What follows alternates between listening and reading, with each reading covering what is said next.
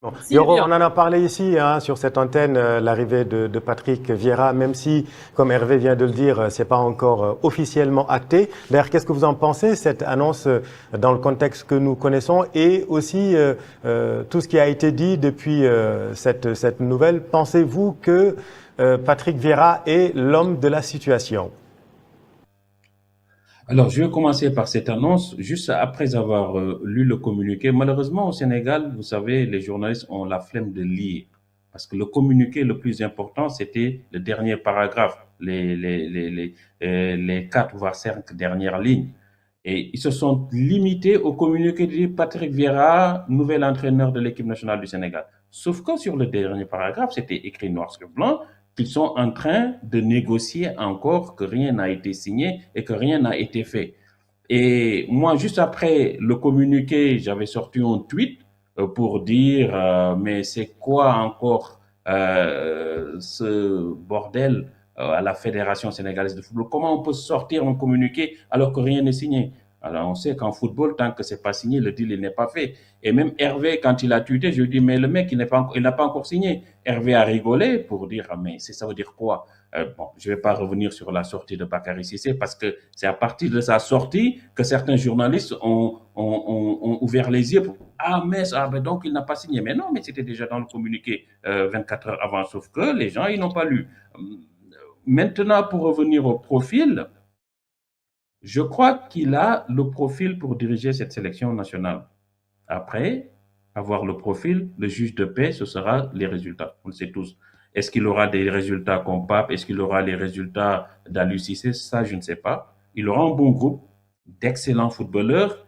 Lui, il connaît le haut niveau. Il a la chance que les autres n'ont pas parce que lui, il a déjà été entraîneur dans des clubs, c'est-à-dire Nice, Strasbourg, Palace. Ça va lui permettre de gagner du temps. Là où Pape Thiaw apprenait à gérer un vestiaire où il y a de grands noms, lui, il l'a déjà connu quand on entraîne Aizé, quand on entraîne Olysée, etc. Il a déjà connu de grands noms dans son vestiaire, Balotelli, etc. Donc lui, il ne va pas apprendre. Il aura peut-être gagné 2, 3 ou 6 mois, voire un an d'expérience par rapport aux autres. Après, le juge de paix, ce sera toujours les résultats. En aura-t-il? Je ne sais pas. Bon, les journalistes sénégalais ont la flemme de lire. Merci pour les confrères quand même, hein, Yoro. Ben non, mais c'est la réalité, parce que c'était déjà dans le communiqué. En tout cas, c'est pas encore fait, mais on peut quand même se projeter, Hervé, entre la gestion des cadres comme Sadio Mané, parce qu'on a eu ce débat ici, et l'intégration des jeunes. Quel doit être le chantier prioritaire de Vieira si jamais c'est acté sa nomination? Alors déjà, chantier prioritaire, de bien s'entourer. Ça, c'est déjà la première des choses. Avant même les joueurs, hein. Je parle d'avoir des adjoints, des gens qui travaillent à la fédération avec lui. Il faut vraiment qu'il choisisse ses hommes et qu'il ait en immense confiance. Voilà, ça déjà, première chose.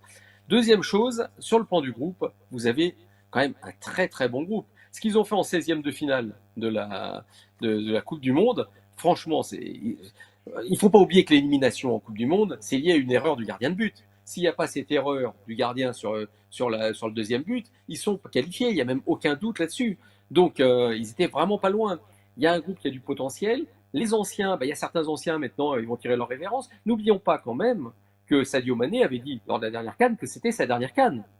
Moi, je vois bien Sadio Mané avoir évidemment un ou deux matchs, au moins un, ça c'est une certitude, dommage hein, à un match au Sénégal, parce que Sadio Mané ne peut pas arrêter la carrière sans avoir un match au Sénégal devant son public, dans un moment absolument magnifique. Ça, c'est obligatoire, vu ce qu'est Sadio Mané. Maintenant, est-ce qu'on peut pousser à lui dire il faudrait rester? N'oublions pas sa Coupe du Monde. Il a été très bon. Sadio Mané a fait une très très belle Coupe du Monde par rapport à ce qui était dit. Rappelons-nous sa canne, meilleur joueur de la canne, alors que tout le monde pensait qu'il était rincé. Donc, vous voyez, Sadio Mané, c'est encore quelqu'un qu'on peut écouter. Maintenant, il y aura des choses à mettre en avant, c'est-à-dire des jeunes joueurs qui se sont révélés lors de la Coupe du Monde, qui doivent prendre les clés du camion.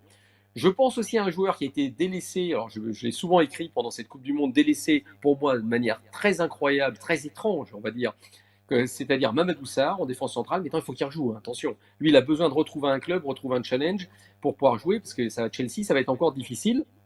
Et puis, vous avez cette jeunesse qui monte, les Habib Diarra, les Pape Gueye. Alors, Pape Gueye, pour être honnête avec vous, je ne vais pas me mentir, je ne vais pas me cacher, moi, j'aurais suspendu, vu ce qu'il avait dit là, après son staff, et notamment ça a été lu comme aussi une attaque contre Papio. Je trouve que là, j'ai trouvé ça très dur. Attendez, une petite suspension, c'est pas pour dire vous allez le mettre à l'écart longtemps, parce que je trouve que Pabia est un très très bon joueur, évidemment. Il est quand même buteur en finale de la Coupe de la CAN.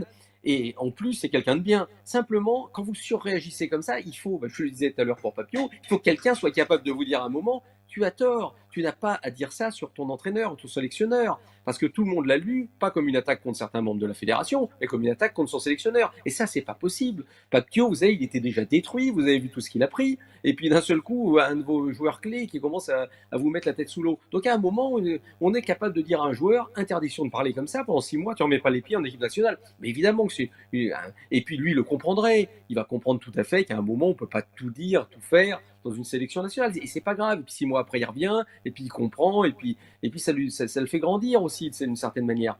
Donc, parce qu'il ne faut pas oublier que les joueurs ne sont pas plus importants que la sélection. Donc, vous avez donc des anciens qui commencent maintenant à partir. Ça va être plus difficile pour Sadio Mané, évidemment. On verra le rôle qui va se donner ou qu'on veut lui donner. Sauf que Hervé, dans la gestion justement de la sélection, il y a des choses à dire aussi.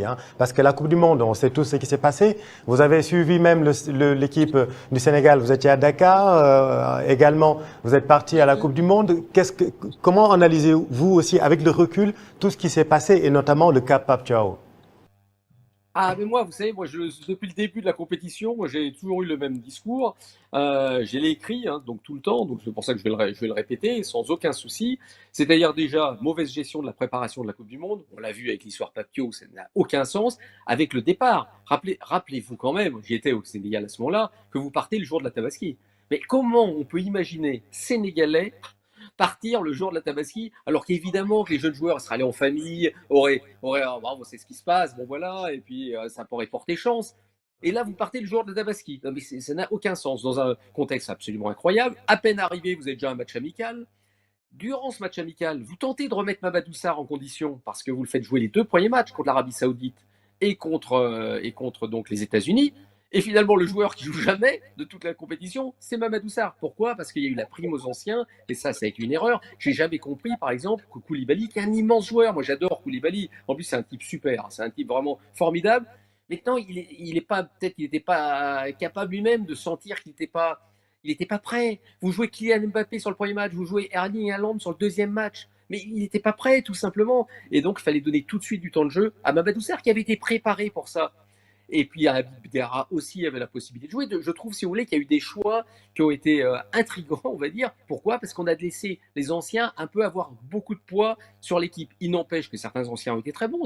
Sadio Mané a été présent, Idrissa Gueye a été présent, mais il fallait faire un mixte, de redonner aussi leur chance, montrer que d'autres pouvaient jouer. C'est pour ça que j'ai beaucoup aimé l'équipe du 16e de finale. Ça n'aura peut-être pas été mon équipe, c'est un autre débat, mais moi je ne parle pas sur les joueurs à la rigueur, parce que moi j'aurais fait jouer évidemment Mamadou Sarr, mais je trouve que d'avoir fait jouer 6 en défense centrale, ça me paraissait logique, puisque lui-même avait fini la saison